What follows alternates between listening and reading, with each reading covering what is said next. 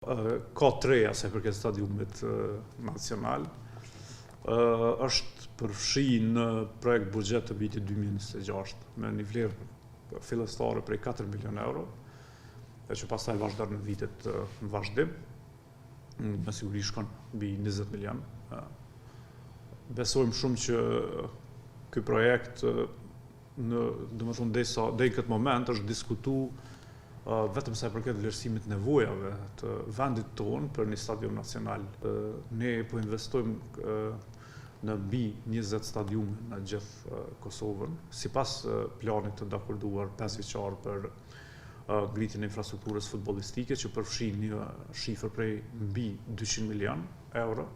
Derisa është përfshirë në projekt buxhetin e vitit 2026, ne besojmë që ky vlerësim tashmë i përket të kalumës.